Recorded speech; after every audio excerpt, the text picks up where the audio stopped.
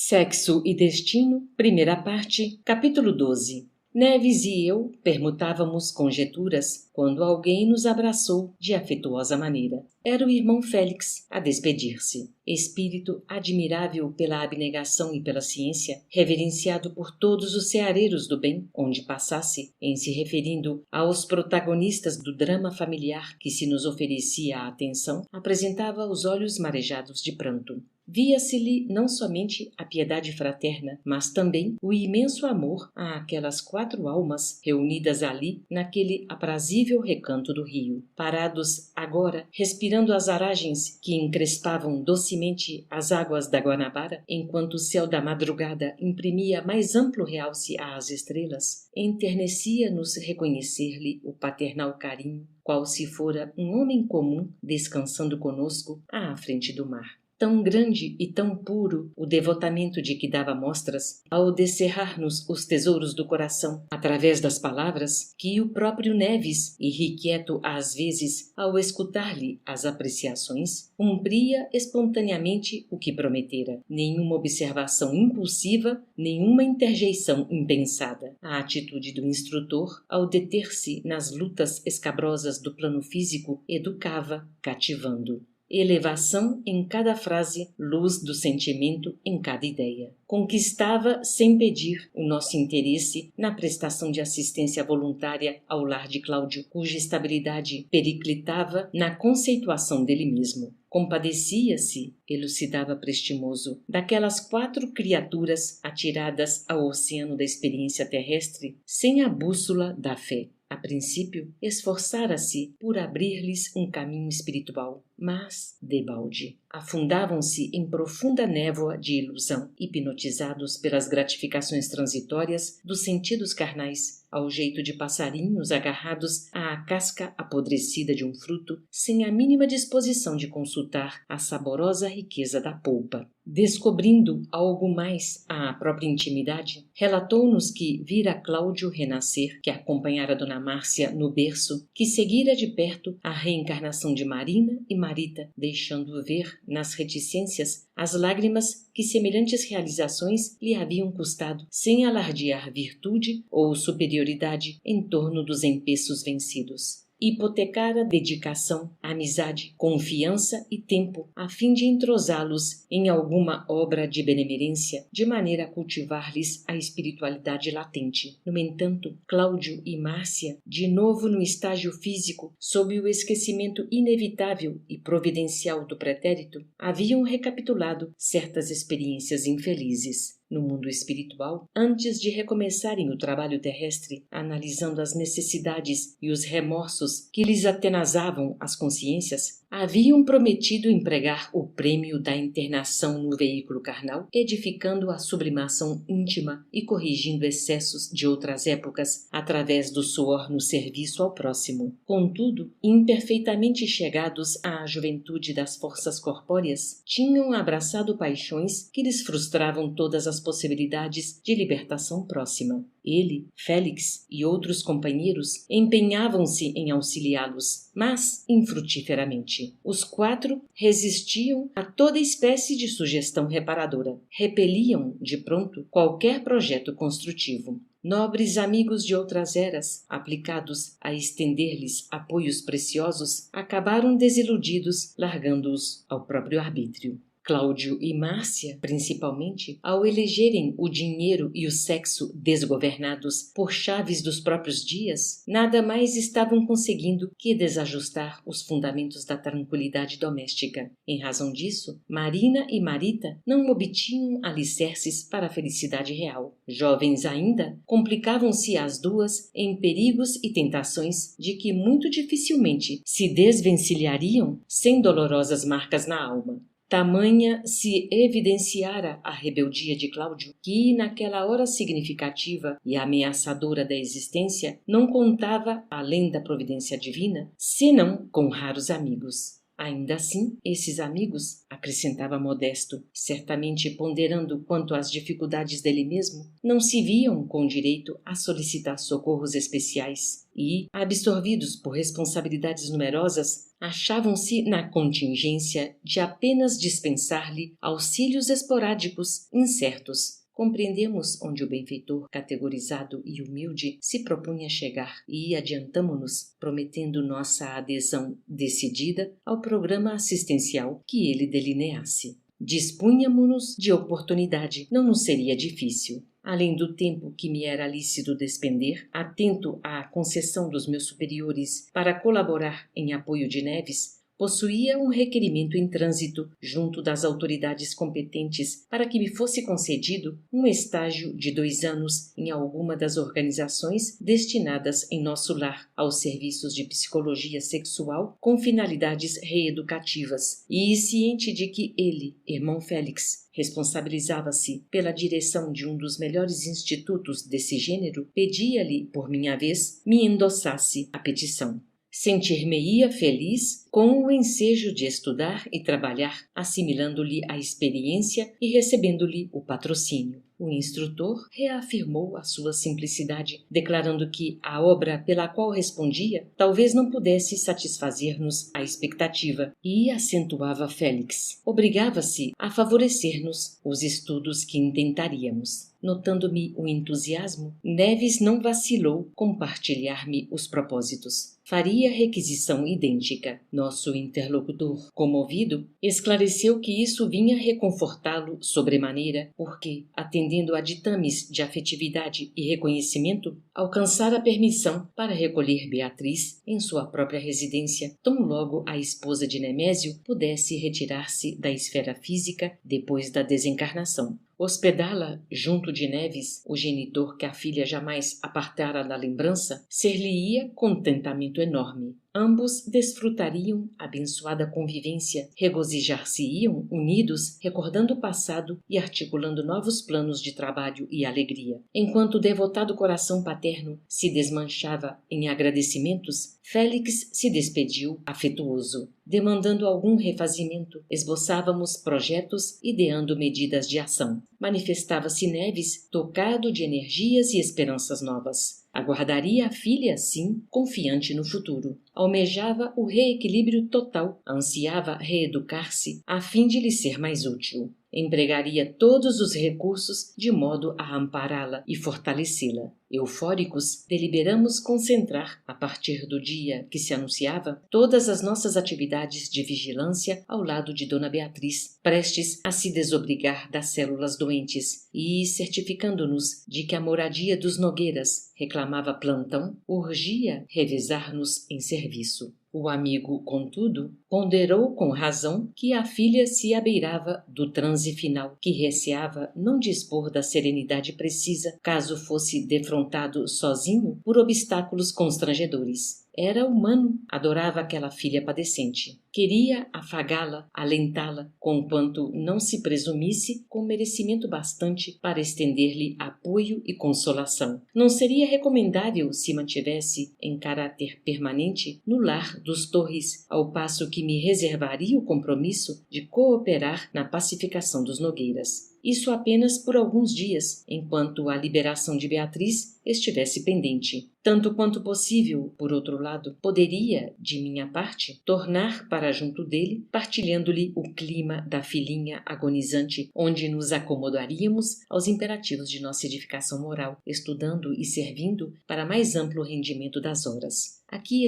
contente, a aquelas nótulas sensatas. Foi assim que, refeito, regressei, manhã alta, ao apartamento de Cláudio, no intuito de investigar, a sós, a paisagem que me pautaria o quadro fundamental de aplicação ao dever assumido. Cabia-me conhecer as minudências suscetíveis de adquirir maior importância de momento para outro, esquadrinhar pontos de apoio, tomar contatos e, se possível, ouvir pessoalmente os 2 irmãos desencarnados que ali desempenhavam lamentável papel. Entrei. Apenas Dona Márcia, conversando com a senhora que se incumbia das mais pesadas obrigações no recinto doméstico, a comentarem os tópicos engraçados de certo programa de televisão que a família acabava de instalar com espírito de novidade e alegria. Tudo calmo, os vampirizadores ausentes, limpeza e ordem. Em dado instante, a figura de Marita invadiu-me o cérebro. Afeiçoara-me à pobre menina. Era uma filha espiritual que me tocava resguardar solicitamente. Desassossegado, precipitei-me para a rua e, a breve trecho, via na loja, colorida e simpática, ensaiando sorrisos para as freguesas bem postas. Abracei-a paternalmente, expressando-lhe em silêncio votos de paz e otimismo. Ela respondeu de modo instintivo, acalentando vagas ideias de reequilíbrio e esperança. Registrava-se-lhe a melhora inequívoca. O amparo magnético assimilado funcionara eficiente. Ignorando por que motivo, acusava-se tranquila, mais forte. Repousara, reconstituíra-se. Retomara o gosto pelo trabalho, palestrava animadamente, selecionando algodões estampados. Nossa presença passou a despertar-lhe reflexões. Não obstante opinasse nisso ou naquilo, entre as clientes amigas, começou a pensar.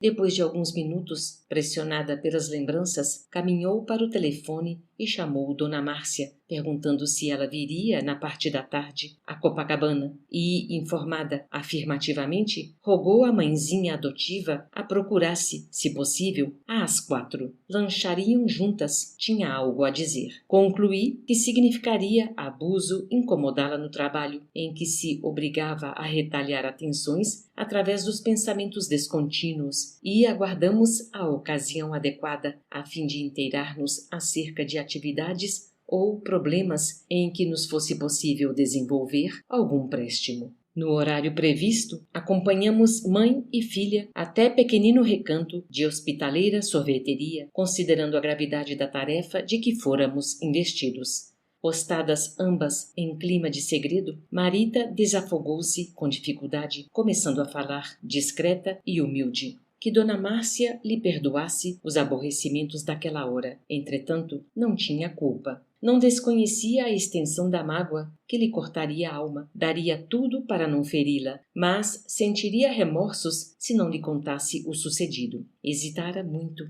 antes de resolver situá-la no assunto, adiantou acanhada. Sentia-se, porém, sua filha pelo coração, devia confiar-lhe tudo.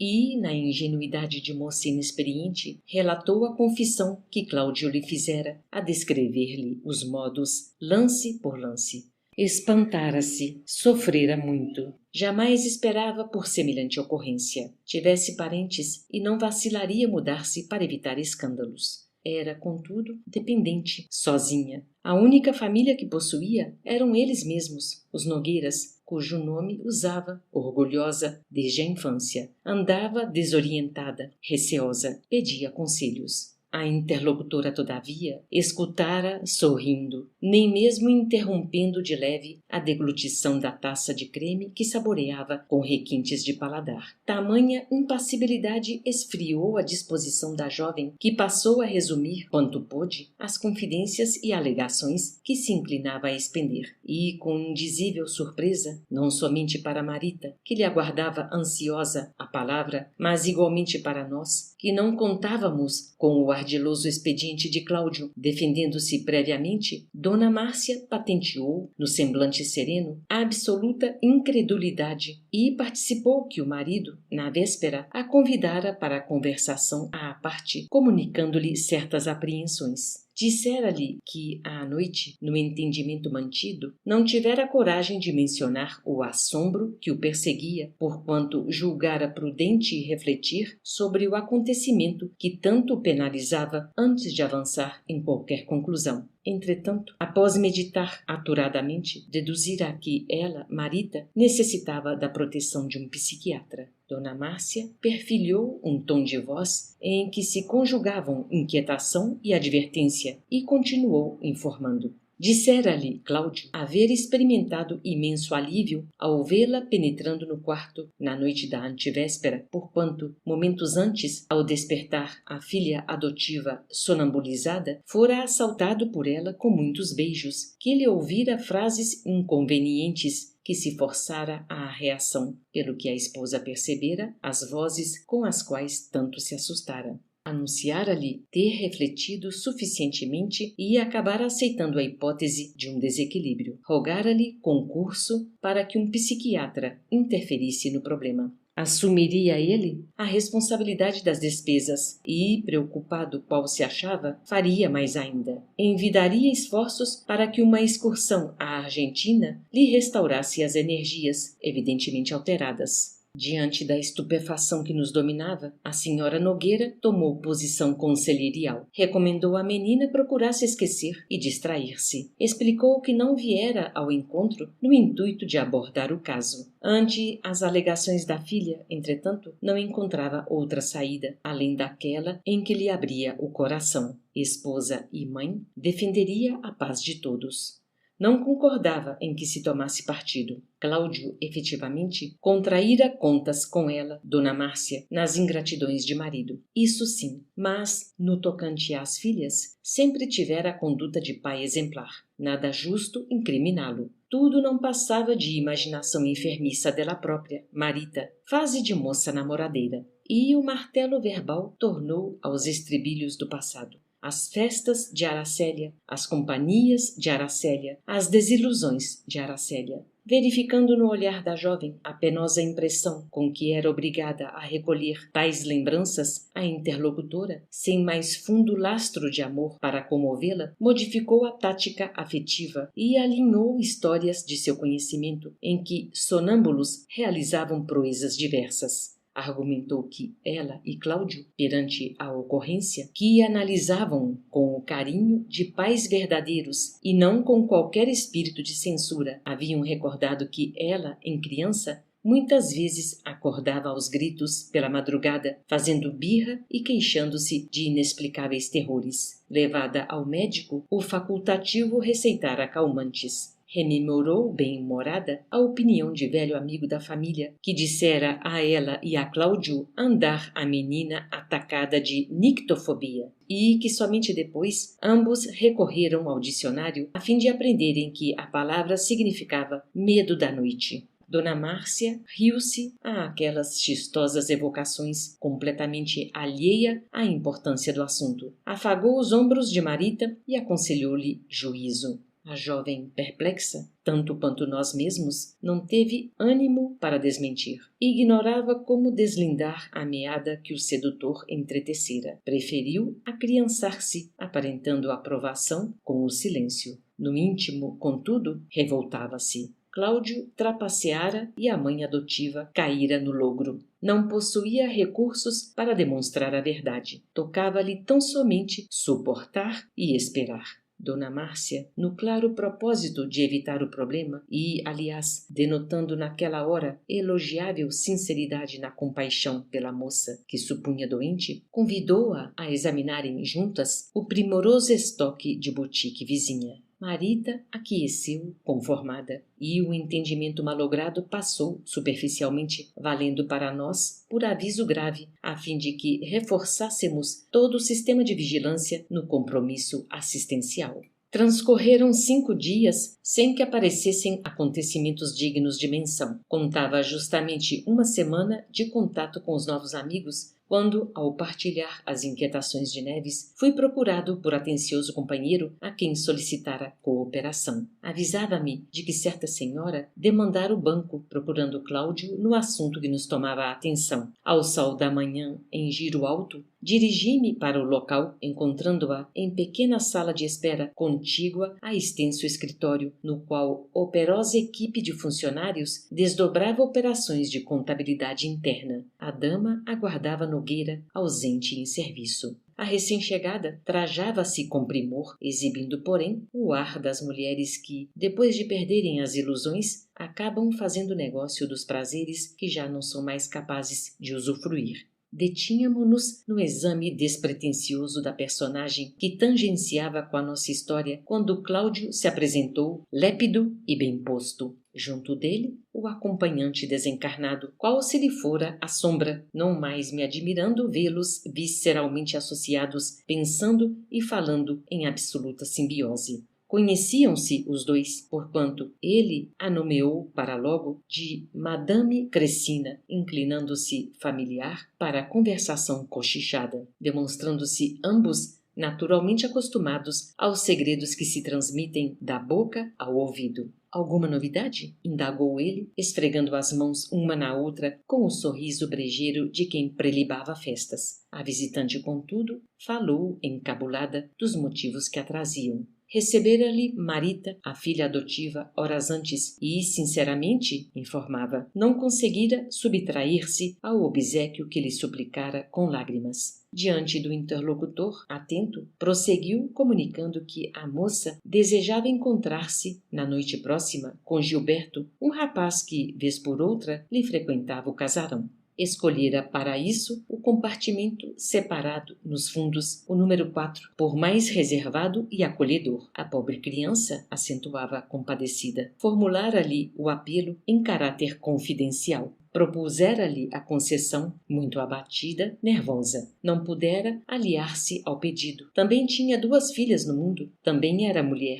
Acedera. Mas não era só isso. Marita remunerara com bondade para encarregar-se de entregar um bilhete ao filho dos Torres. E, perante os olhos espantados do amigo, que acumulava na curiosidade o anseio do vampirizador, a confidente arrancou da bolsa o documento pequenino em que a jovem implorava ao namorado fosse vê-la às 8 da noite no lugar indicado. Saberia não incomodá-lo, não tivesse receio. Rogava-lhe a presença e solicitava a resposta. Cláudio lia e lia, entre ciumento e indignado. Sim, refletia, era o cúmulo do sarcasmo. Gilberto a governá-la daquela maneira. E conhecia o compartimento dos fundos número 4. E que esquisita coincidência! Era o recanto que ele também, por vezes, elegia para si próprio, quando buscava a pensão alegre de Cressina para entreter-se e descansar. Marita, sem saber, compartia-lhe as preferências.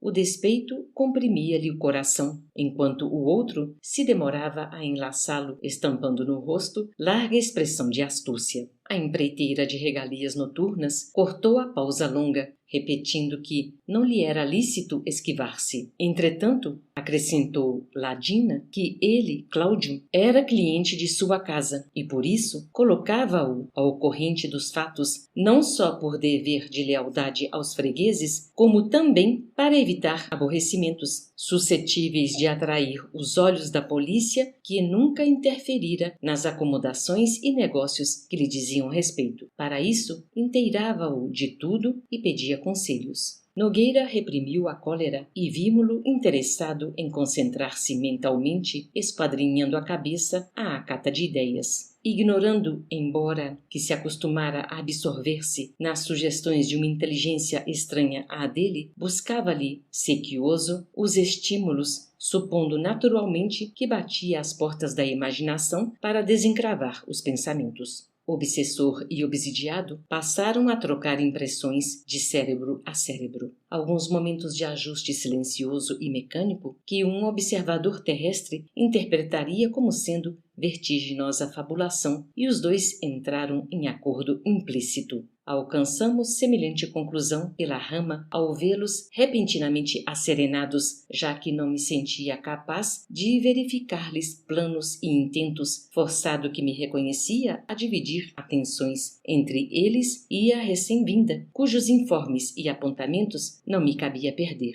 Cláudio esboçou um sorriso amarelo. Em seguida, agradeceu a gentileza de que se tornava objeto, passando a extravasar as alegações fantasiosas que começara a elaborar. Disse à amiga, surpresa, que Marita realmente assumiria, talvez em dias breves, compromisso de matrimônio com o rapaz e que, não obstante considerasse a entrevista mencionada pura irreflexão de jovens, concordava em que a Madame Cressina levasse o bilhete alcovitando a conferência afetiva. Logicamente, acrescentou a mascarar-se de bom humor, que os meninos teriam entrado em arrufo e aspiravam à reconciliação. Sim, não iria pessoalmente criar qualquer obstáculo. Preferia aconselhar a filha no dia seguinte. Entretanto, aduziu após refletir um minuto em consonância com o amigo invisível, gratificá-la-ia por um obséquio, de vez que, tendo paternal interesse em que se efetuasse o encontro dos jovens, aos quais se permitia chamar quase noivos, solicitava-lhe fosse o bilhete entregue somente às 14h, horário em que Gilberto estaria no escritório com toda certeza. Dona Cressina prometeu satisfazê-lo, recolhendo a gorjeta e anunciando que telefonaria para a moça depois do ajuste, a sorrirem-se ambos no aperto de mãos. Restituído a si próprio, Nogueira, sempre enlaçado pelo obsessor, não se deu tempo a maiores reflexões. Aproximou-se do telefone e vacilou um instante. E pensou consigo que essa era a primeira vez que se dirigia ao rapaz que detestava.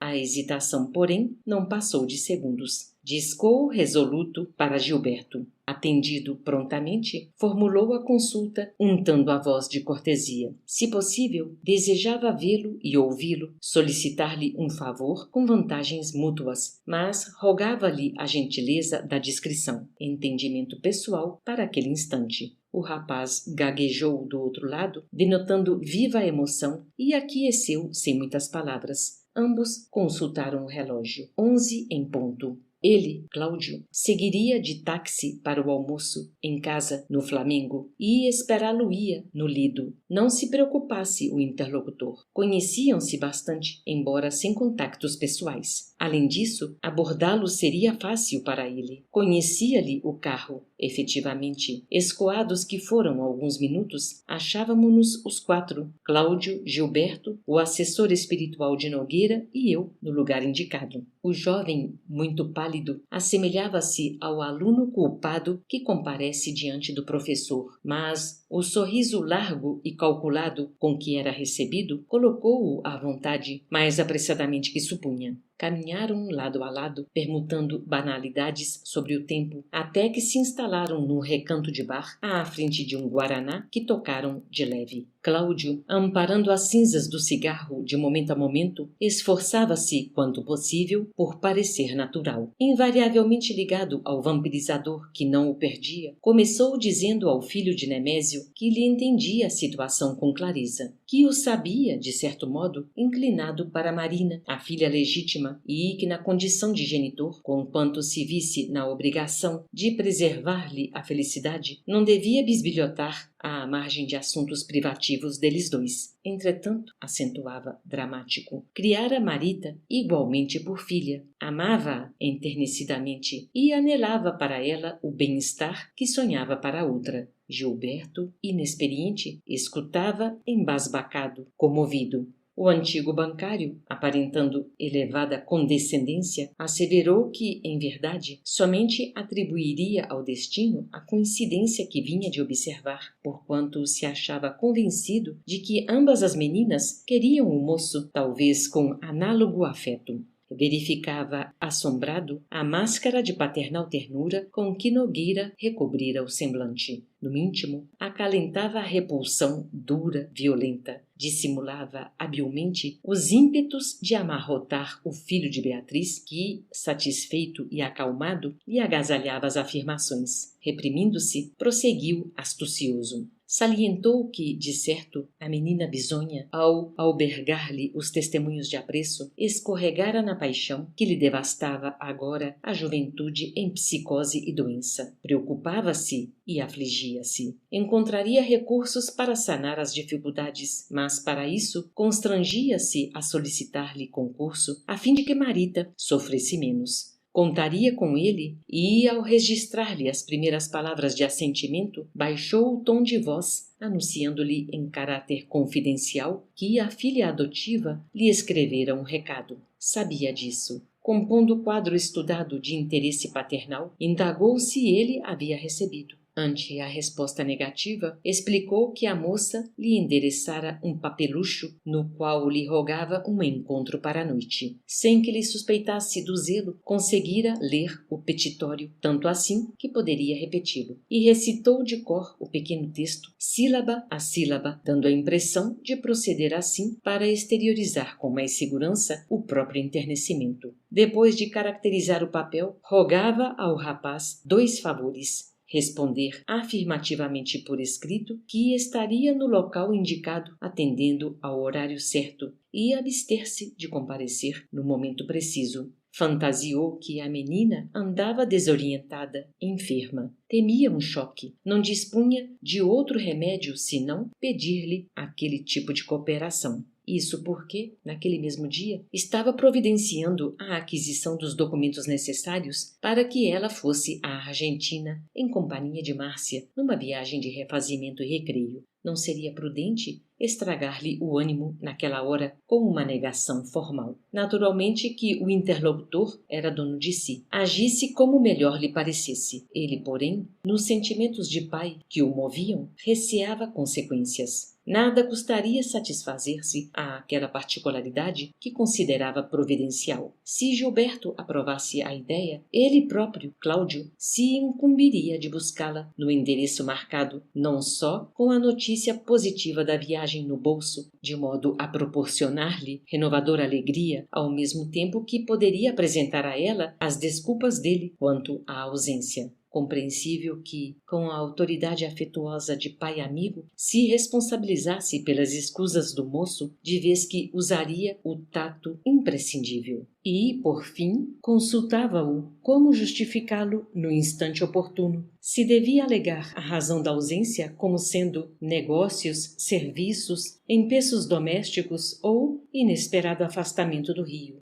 O filho dos Torres ouviu tudo encantado. A proposta pareceu-lhe uma peça vazada em profundo bom senso. Além disso, respirava feliz. Verificava haver encontrado alguém que o levaria, passo a passo, a libertar-se de um compromisso que lhe pesava demasiado na consciência. Chegado a esse ponto, desinibiu-se. Perdera os derradeiros resquícios da desconfiança com que iniciara a conversação. E, ao desembaraçar-se, afixou a máscara fisionômica que julgou cabível à defesa das próprias conveniências, asseverando que dedicara a Marita uma boa amizade, de irmão para irmão, nada mais. Destacou que, efetivamente, notara nela determinadas alterações que o haviam desgostado e que já se sentia inequivocamente atraído para Marina. Afastara-se, cauteloso, na expectativa de que tempo e distância funcionassem. Cláudio escutava, boquiaberto, admirando-lhe a delicada frieza das justificações e indagando a si mesmo qual deles 2 seria maior na arte de fingir. Francamente encorajado, Gilberto declarou que lhe compreendia as apreensões quanto lhe aceitava conselhos e bons ofícios. Escreveria, obrigando-se a comparecer, mas não arredaria pé de casa, mesmo porque Marina fora a Teresópolis pela manhã, a serviço da companhia, e talvez só regressasse no dia seguinte. O senhor Nogueira, qual o chamava, embuscando a menina às 8, estaria autorizado a comunicar-lhe, da parte dele, o agravamento da saúde materna.